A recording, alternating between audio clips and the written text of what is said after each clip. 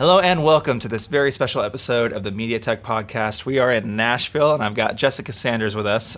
She's going to be the graduated episode sometime in September. Just a word, we are in an active production facility right now, DCR in Nashville, so there might be some music in the background. There's a really cute pit bull running around that might make some noise. Just sorry about that. So wanted to talk to Jessica here a little bit about her career. She's had a really different career than most MediaTech graduates that I've met. I think one really important thing that you're going to learn from listening to Jessica talk is the importance of flexibility in your career. She's made some really interesting career choices, and it's led her to national tours with some of the biggest bands literally in the world, and she has a really inspiring story and really humble too. So welcome to the MediaTech Podcast, Jessica. Thank you. Is this the first podcast you ever been on? Yes. I can say it is. Yes, it is. Well, awesome. Glad to have you. So I want to talk a little bit about your upbringing and the importance of music and that early interest that sort of led you to MediaTech. So basically, my father, he pretty much schooled me on music. He was always, using trivia too. We'd be listening to Guns N' Roses, Use Your Illusion album in the car. Hey, what album is this? What band is this? What song is this?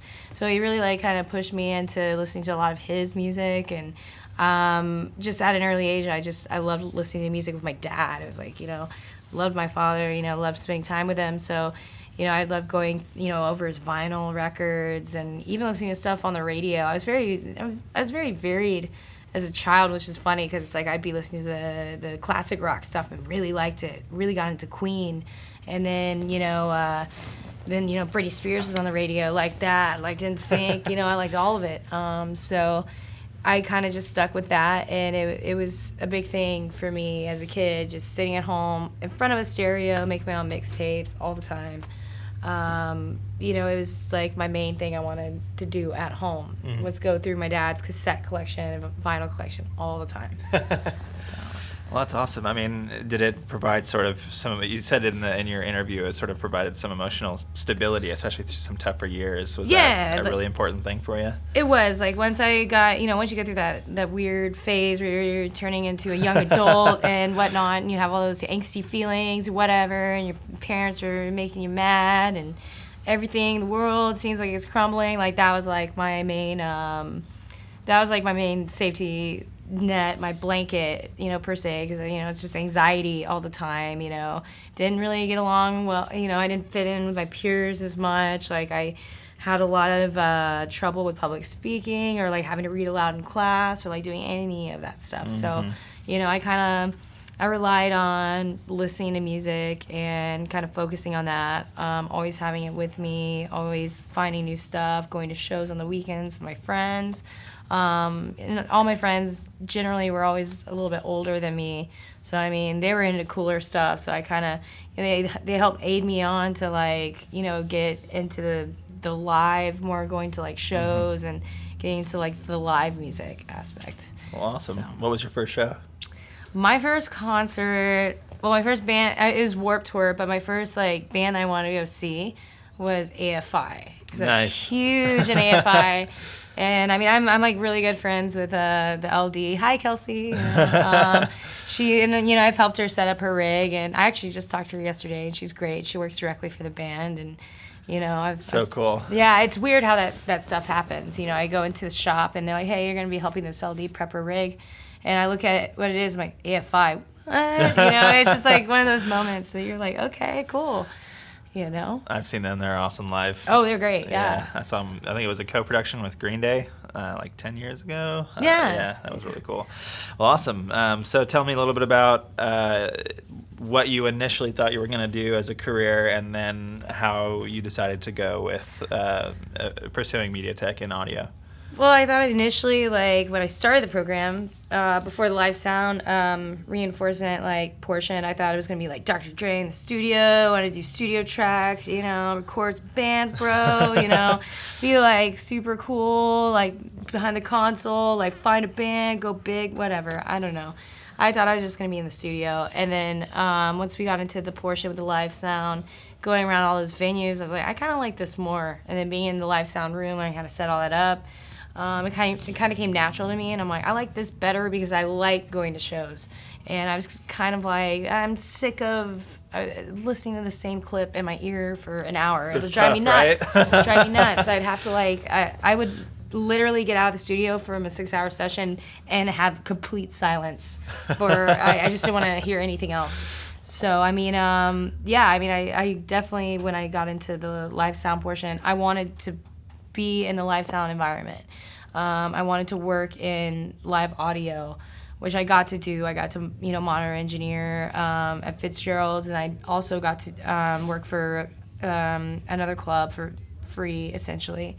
And then, once I broke out of that and did the stagehand stuff, helping do the big tours, I wanted to be I was like, well, one day I want to be one of those audio tour guys.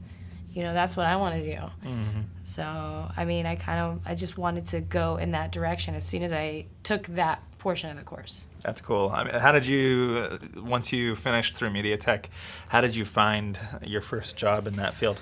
I was lucky enough to have a friend that is a rigger, like an entertainment rigger. So, he's on the beams doing all the really, really hard work, pulling up the chain that hangs all of the PA stacks, that hangs everything in the show.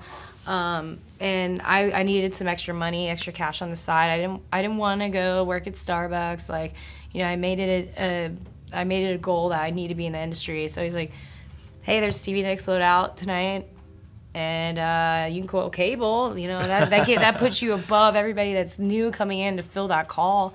As bodies, as labor to help break it all down. And I had no idea what it was. What's a loadout? Yeah. And he's like, we have a big show. He said, we built it today, but now we're going to tear it down. And it's kind of crazy, but, you're going to do fine. And so I went in, and it was the craziest thing I've ever experienced. I mean, so much stuff going on all at once, everywhere, people yelling, screaming, stuff above your head. I was in awe, whoa, this is intense. But for some reason, I liked the abuse in a way. I liked the hard work. I liked, I liked doing it. And so they kept calling me back more and more because, it did help that my friend got me in, but I've seen people come in without friends having them bring them in. Yeah. And I just worked really hard every time I went in, and it became a thing where I got addicted to it. Even though I wasn't a tech or whatever per se, it was still cool that I got to help build and work with those touring technicians and whatnot and learn some stuff from them. I never really got to do audio. I was always in the lighting department. They were always throwing me in lighting. I was kind of hazed a little bit coming in, which is, just by females, because females only comprise about 6 to 7% of the industry. 6 to 7? Yes. Wow. So there's only about 6 to 7% of us in the industry, and a new girl coming in, it's kind of like a high school cattiness thing. So they were all working with audio, and the guys from the labor company that I was so cool that I was an audio graduate and wanted to have me with audio guys, but the girls were like, no way.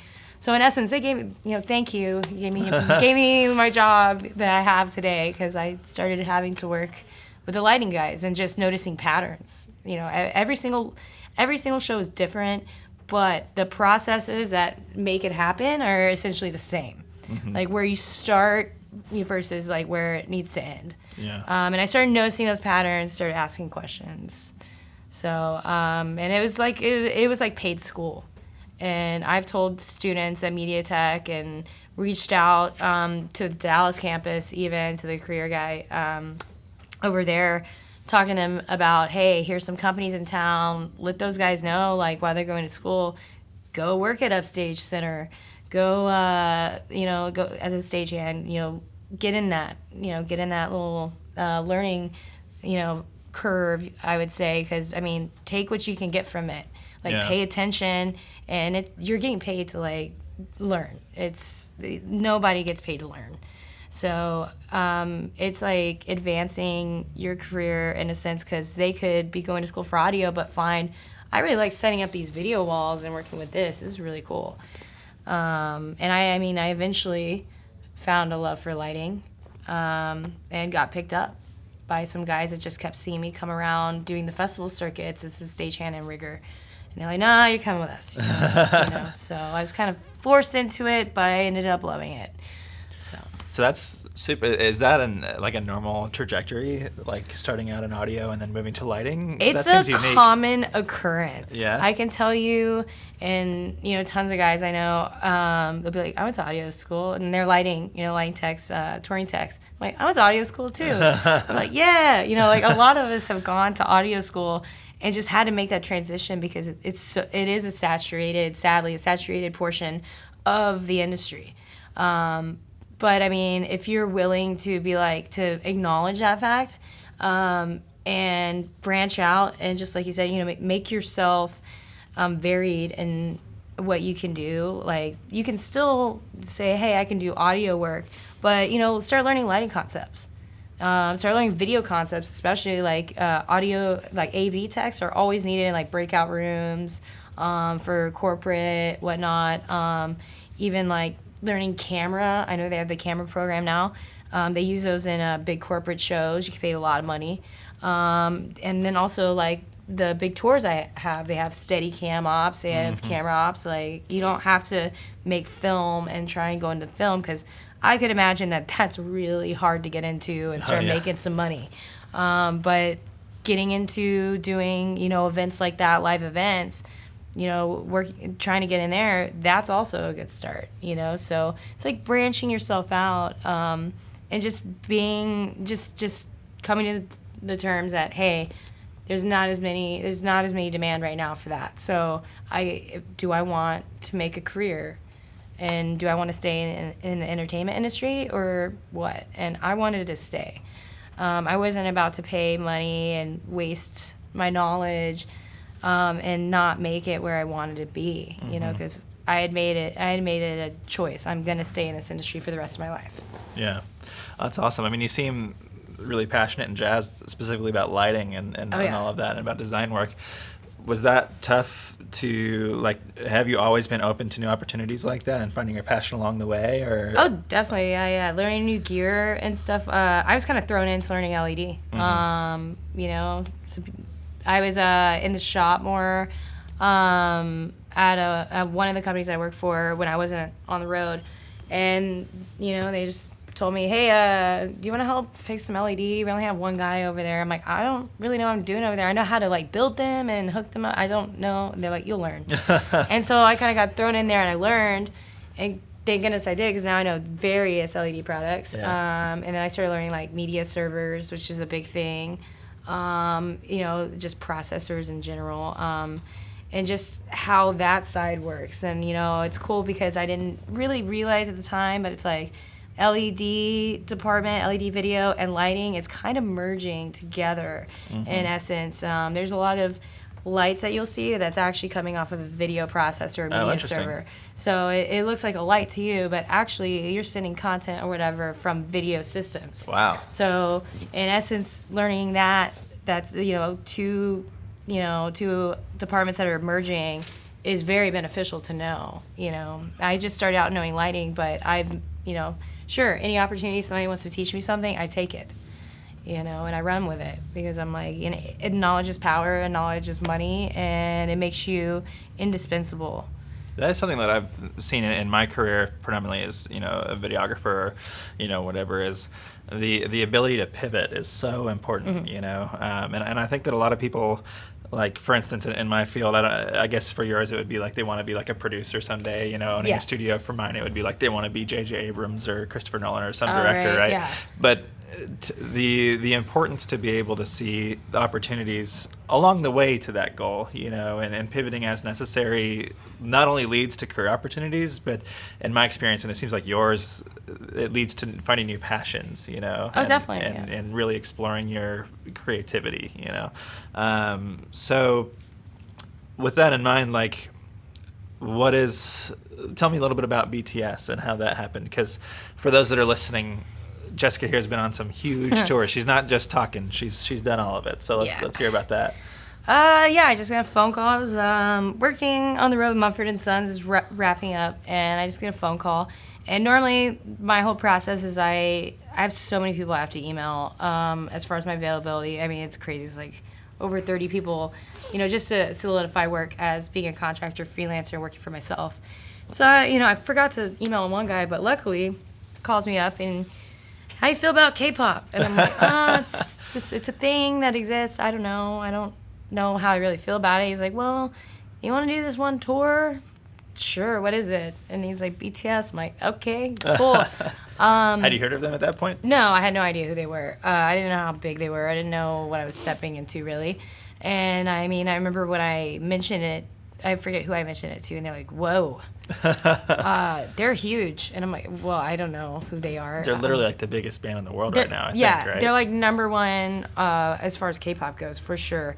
They were the first Korean boy band to be on the Billboard Awards, actually. That's crazy. And on SNL. I mean, I was telling you earlier, I was in Target in Texas the other day, and I saw action figures, 12-inch action figures of BTS in Target in Texas. Like, who would have thought? No, it's insane. I mean, we sold out 6 stadiums. I mean, it was the largest stadium tour of this year, even though we only went to 6 cities. It was the production value of that. I've never seen so much go into production. If it's something cool and new and exists, it was there. What were those cities? So we started out in Pasadena, so LA, at the Rose Bowl, and we had our rehearsals and our first show, which it was 2 shows per city, and then we went to Chicago at Soldier Field. And then we were at MetLife Stadium in East Rutherford, New Jersey, right outside New York City. Then we flew to Brazil, Sao Paulo, Brazil. I forget the soccer stadium we were at, Brazil was insane. I mean, they had to block off, 20 blocks around the stadium. Oh, my gosh. I mean, it was hard to even get into the venue. I got tackled going backstage just because I'm a female going backstage at a BTS concert. Tackled by security, you mean? No, by girls, by the fans. There was, we went to Wembley, a stadium in London, and the Stade de France in Paris. And that was your last date? Yeah. So, but it was a long tour, and there's a lot that went into it. There was over 100 Americans on the tour, but then there was a whole 200 plus Korean staff on the tour as well. How much bigger is that than your average? 300 people? Well, I've never been on a 300 person tour ever. Ever. And I've done Metallica and stuff. No, that's 300 people. That's insane. Yeah. Some of the Koreans that are actually working with them are from South Korea, and they come in and they're kind of working their way up with Big Hit and all those guys that represent them and do the Korean portion of the production. So they're putting their time in because K-pop actually aids their economy now. It actually dumps a lot of money in their economy. So BTS is really important for the South Korean economy because they are pretty big in the world, and a lot of their money goes to the government. That's amazing. Essence. And which I didn't know until I was, until I'm integrated into this whole concert. I mean, not to sound naive, but it's amazing to me that a K-pop band from South Korea can sell out a stadium in Sao Paulo. Yeah, no, it was nuts. I think the American, fans and everybody else need to step it up because the Brazilians, they were louder and they were more into it. It was insane. And it was actually kind of a smaller stadium than what we were used to. We couldn't even have our full. We had such a large stage. It was a huge. Huge, I can't even tell you the dimensions, but we had to cut it down, and then we also had a thrust that went out to a second stage, and then we had 7 matrix lifts, which are basically lifts that go up and down, and tons of prop pieces. So we had to scale it down, and it's insane how many people were packed into that one stadium. And we sold out every night. I know they made millions upon millions of dollars in just merch alone. And I saw scalp tickets for some of the dates. It went up to $9,000. Whoa! Oh my gosh! Yeah. So people are paying this money to go see these guys because they only go to certain cities. They're not going everywhere.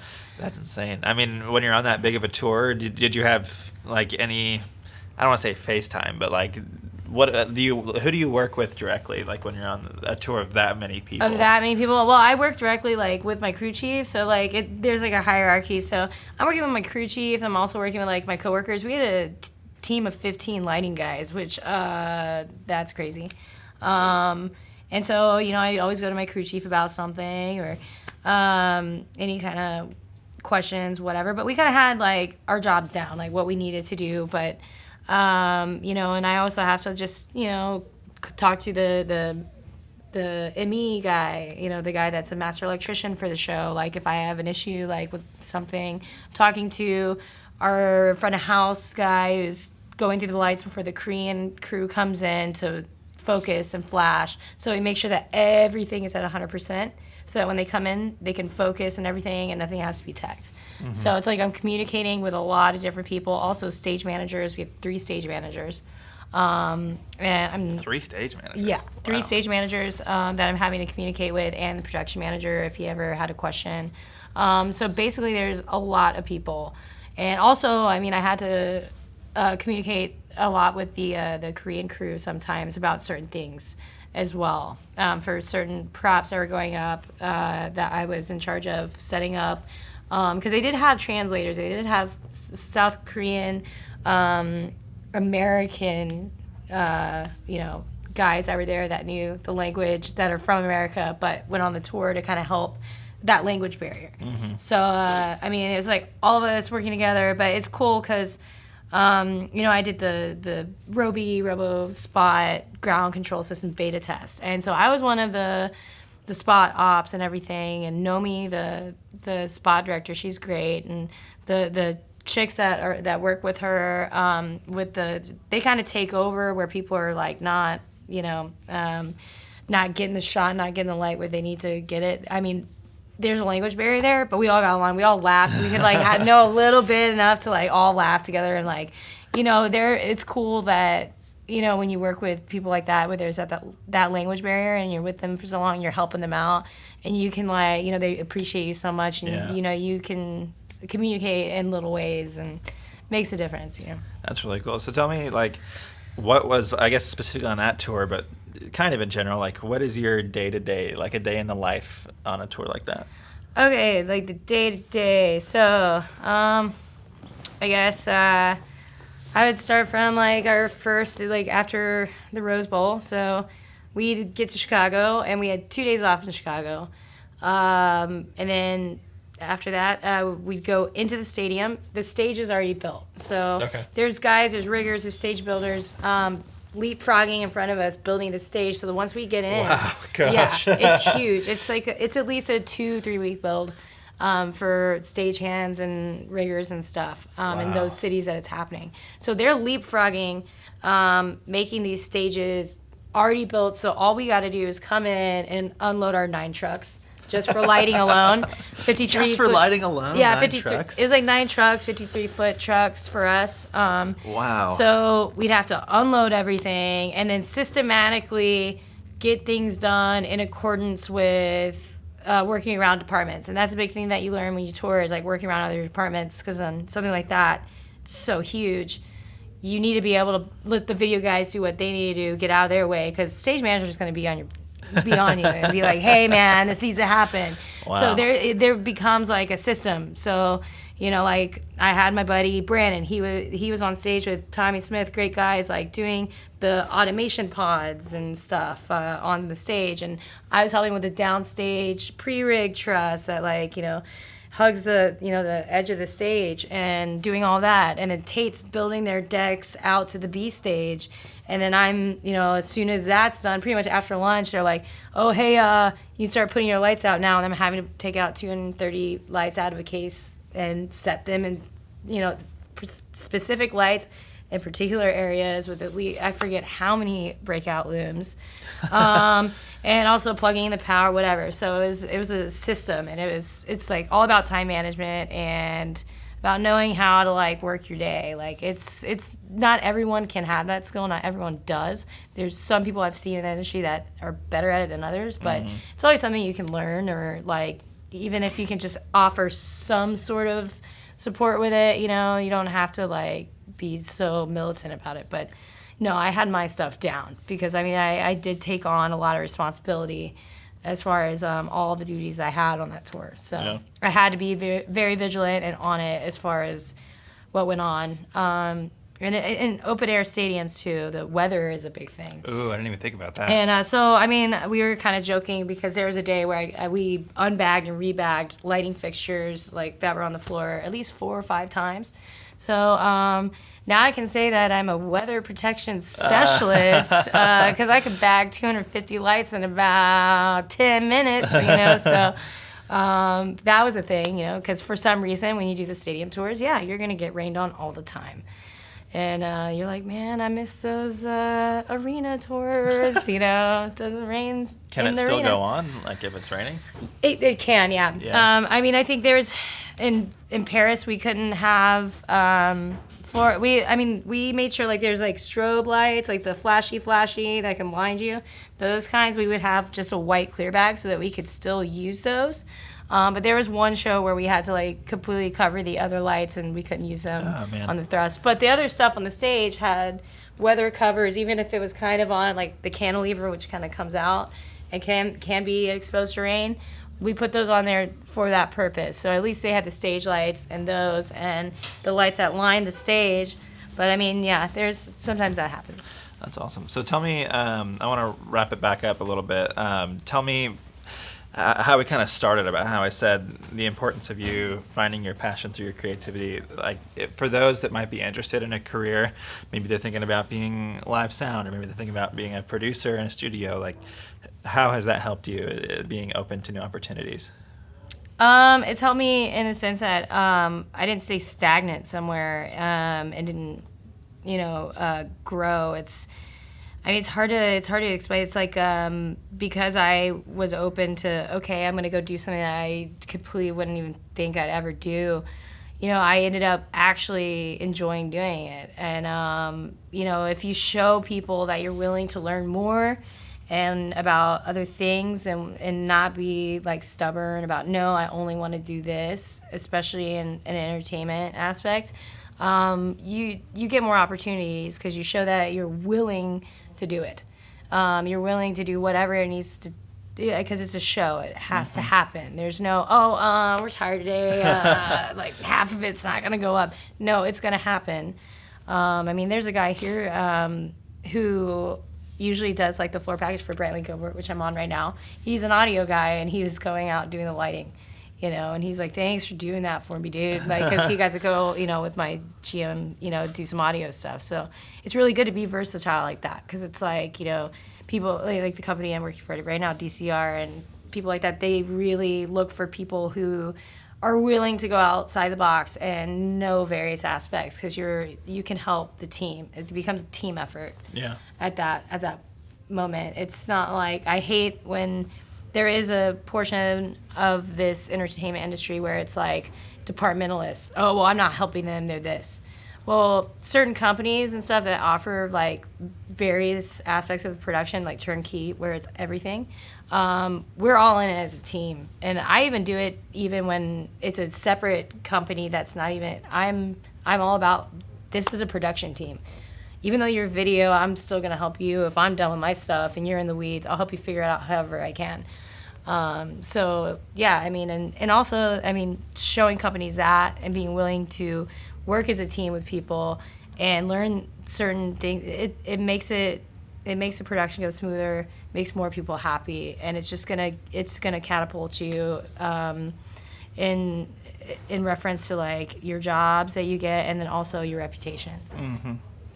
Awesome. If you were to give a few sentences of advice to people thinking about joining, I guess the music industry in general, what would that be? I would say start small and grow. Don't ever try and just leap into something. Don't try and just immediately go into console work. I tell that to lighting people all the time. Just, basically go to a small AV company. Start out there. If you want to go into the live portion of everything, start at an AV company and work your way up. Fly that PA, set out the monitor wedges, learn from the monitor engineer, the front of house guy if you're doing audio, and then lighting, do the same thing. Learn from the LD and the ME, learn about electrics, learn everything you can, like grow. don't throw yourself into the fire and burn a bridge that you could have had. I see too many people do it. So I think that everybody needs to be humble and know that you're not going to just come out of school and be successful all at once. You need to have that time, and you need to grow. Like, there's no, I'm the best, I'm shooting all the way up. You're not going to be Dr. Dre after you graduate. I'm sorry. You're not going to be, tour managing, the Rolling Stones. I'm sorry, it's not going to happen. So you got to start small. You got to find those places where you can grow and you can learn. Awesome. Well, thank you so much, Jessica. Yeah, no problem. If you're listening to this and you have not heard of MediaTech before, they are a great audio school, and they have a whole bunch of other programs like digital film and video, mobile app development. They're starting an acting for media course, and they have obviously an awesome recording arts, which is what Jessica went through. They have amazing facilities in Dallas and Houston. You get hands-on time in the studios with all the gear. It's really a great place to learn and grow. So if you're interested in that, check out MediaTech.edu. And thank you so much for listening or watching. If you're on YouTube, make sure to subscribe, and we'll see you again next week with another podcast. Thank you so much, Jessica. Thank you.